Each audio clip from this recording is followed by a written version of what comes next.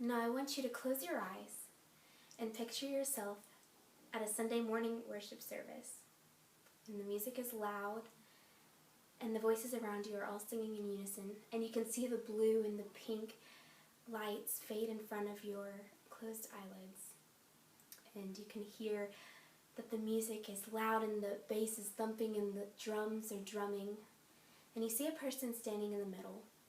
It could be a man or a woman. And they walk up to the microphone as they're about to sing their first note with an acoustic guitar in hand, about to strum a G chord. Now open your eyes. This person that leads the songs every Sunday is known as a worship leader. But what is a worship leader to you? Is a worship leader just the person who leads the songs every Sunday? People think that worship leadership is a small responsibility. But I'm here to inform you today that worship leadership is a rather large responsibility. Hi, my name is Alicia Castaneda Terwilliger, and I've had 5 years of worship leadership experience. Now, worship leadership is more than just the skills and the talents that you see every Sunday. It's a spiritual devotion as well. So let's learn the in-depth role of a worship leader. There are 4 different responsibilities that I have learned. The first one is to keep it vertical. Focus on the Lord. According to Barton, who is the author of Spiritual Formations books, it can become hard to distinguish between the work we do for God and time for us to be with God, resting in Him and enjoying His presence. Now this can be true because worship leaders are so focused on the busyness of worship leading, the daily task of what happens. But we lose the vital responsibility that comes and that is essential with worship leading, that is keeping silent and meditation and prayer and devotion to the Lord. And this is where we get our wisdom from the Lord. Barton says, "Solitude and silence are disciplines that provide us with a place to rest in God and listen to the voice of the one who calls us His beloved in quiet, sure tones. The Lord speaks to us in the silence and the meditation of our hearts." This is more than just listening to the preacher talk on Sunday mornings, and it's more than just meeting up in community groups on Wednesdays. It's a personal relationship, a one-on-one relationship with the Lord. The second thing that I find is vital is that Sunday mornings are not a concert. Singing is not a performance. Playing with the band is not a performance. And sometimes the talents and skills can get in the way of worship leading. One person's distraction can be another person's prayer. We have to be cognizant of how we are presenting our skills and our talents to the congregation on Sunday mornings.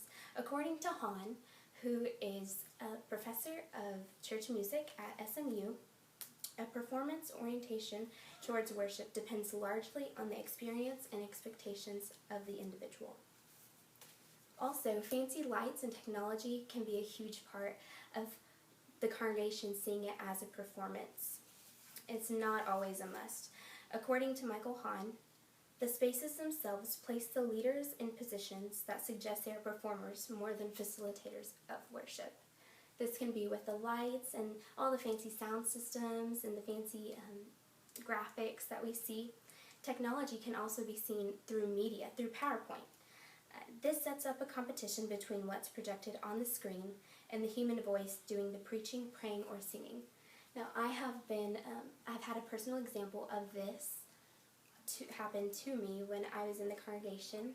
The PowerPoint messes up, and we immediately focus on that. We don't focus on worshiping and singing because it can conflict and it can be a distraction, a competition.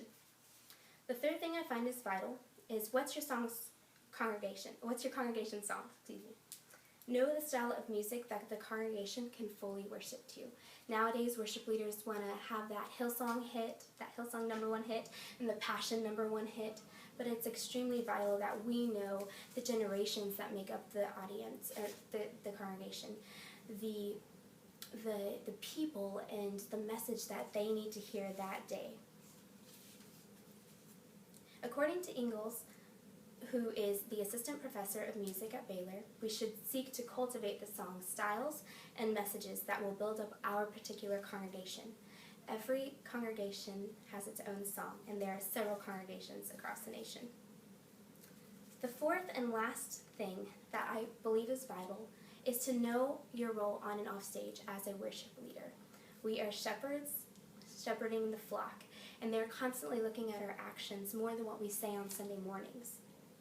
According to Pearson, who has had 20 years of experience in the ministry, worship leaders are to provide settings in which people can respond to God, where people can listen to God, meet God, hear God, sense God, and respond with their heart, mind, soul, and strength to God. So it is important that we are watching out for the people that are watching us. More than just on Sunday mornings, they're watching us from Sunday to Sunday.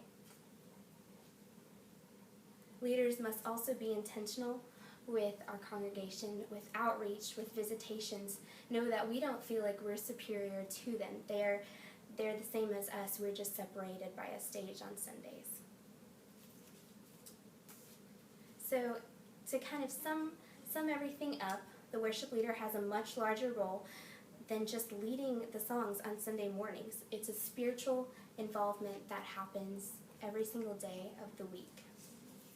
In review of what I believe that is a vital responsibility, in-depth role of a worship leader is, number one, having it vertical, focusing on the Lord. Number two, knowing that it's not a concert, it's not a performance on Sunday mornings. Number three, knowing your congregation's song. And number four, knowing your role on and off stage. When taking into account the responsibility of a worship leader, people will appreciate their role more than just seeing them lead a song on stage. There are several other things that worship leaders do as well during the week, but these are just four that I have come in contact with during these 5 years of experience. Thank you, and I hope that I have informed you over the in-depth role of a worship leader.